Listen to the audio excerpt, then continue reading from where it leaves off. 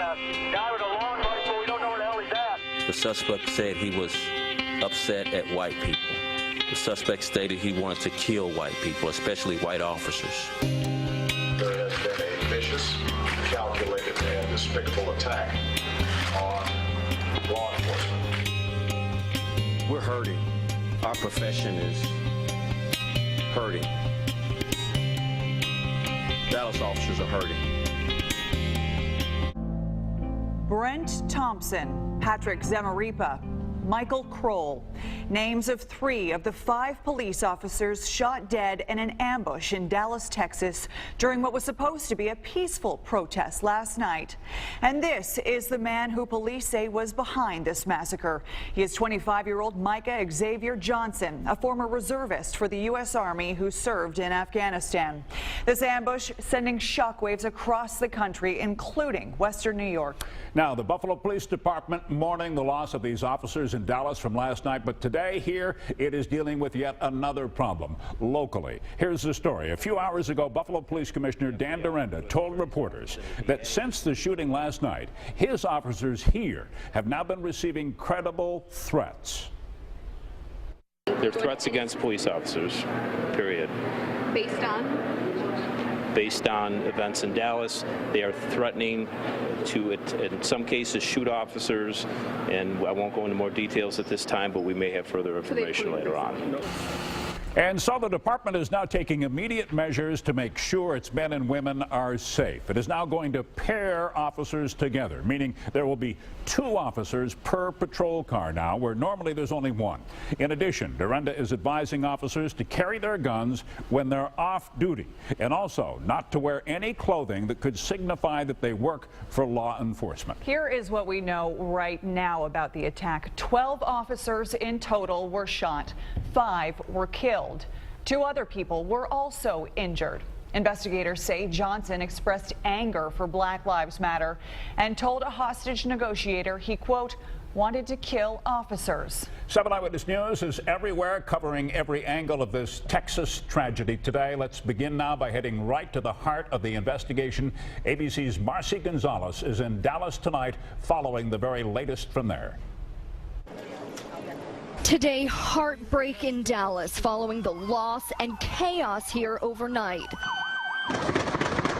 5 police officers killed, 7 others, along with 2 civilians injured, when a sniper positioned above a peaceful protest against police brutality starts shooting, targeting police officers.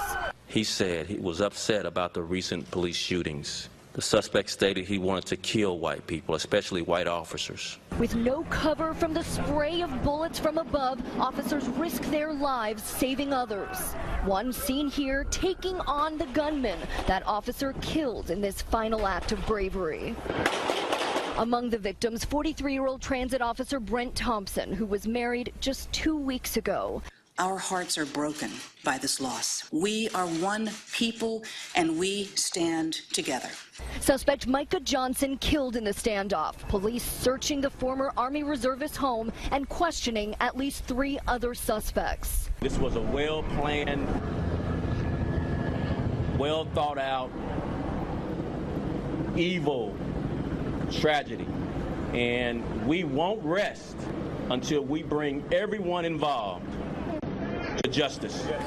And after Johnson claimed he left bombs hidden here downtown, police say they have found nothing but still have the area blocked off as they search. Marcy Gonzalez, ABC News, Dallas. You know, every night when I go to sleep, as corny as some might think it sounds, I say a prayer for my people. You know, they're out there, and I want them to go home to their families, just like everybody else wants to go home to their family. Police departments all across the country, including here at home, are standing in solidarity with their brothers and sisters in blue. And as we learned today, a number of police departments in this region are on edge. 7 Eyewitness News reporter Allie Toohey spent some time with law enforcement today. Allie, this is a difficult day for them. Well, that's right, Ashley. We headed out to Chautauqua County earlier today, where sheriff's deputies there are on high alert. Sheriff Joseph Gerasi tells me he's both shocked and saddened to hear what happened in Dallas last night. He's been sending updates to his entire department with the latest developments there. He's advising deputies to be extra alert and vigilant. He says the perception of law enforcement is the worst it's been in a long time. And they aren't naive to the idea that someone may try to imitate the Dallas attack. We worry about copycat. We worry about let's make a statement. This is my way of getting myself seen or recognized.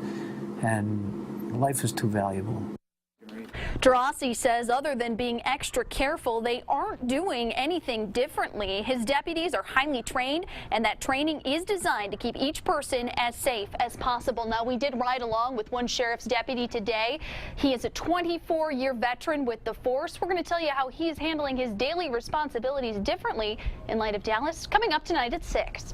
For now, we're live in the newsroom. Allie 2E7 Eyewitness News.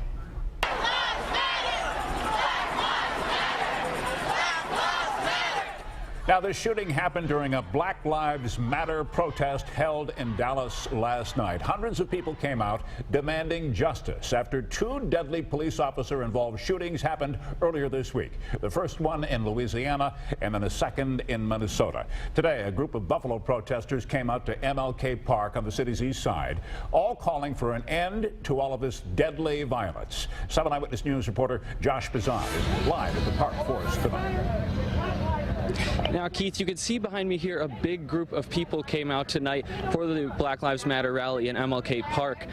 Now, there's a couple hundred people here, and the crowd just keeps growing as the event goes on. It started at 4 o'clock, but organizers say that while it's expected to last a couple of hours, they'll be here as long as the crowd is.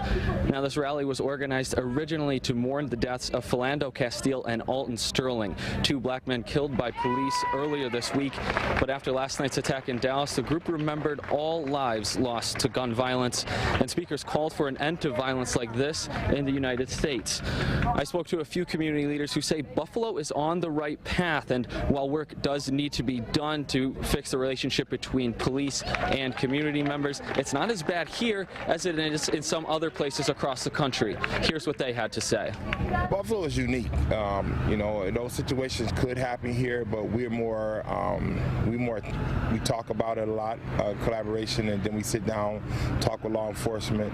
Our police force in Buffalo actually does do a good job of interacting with the communities that they serve. They actually are more diverse than they were in Baton Rouge or in Minnesota. So we are already on the road to not having those type of instances, but we don't want to leave it to chance. So an event like this can really bring people together. Now, this rally was organized to get the conversation going here in Buffalo. Back out here live, the people behind me want to work together and with police to improve how officers interact with the community and to prevent any type of tragedy like that from happening here in Buffalo. For now, reporting live at MLK Park, Josh Bazan, 7 Eyewitness News. All right, Josh, thanks for the update from there. Now, tonight, the local community will join members of clergy and law enforcement for a prayer vigil. It's going to take place at 6 p.m. at the Niagara Falls Police Headquarters. 7 Eyewitness News reporter Sierra Johnson is there. We're going to check in with her shortly at 5:30 tonight as we continue to follow this story, this deadly ambush last night in Dallas, Texas.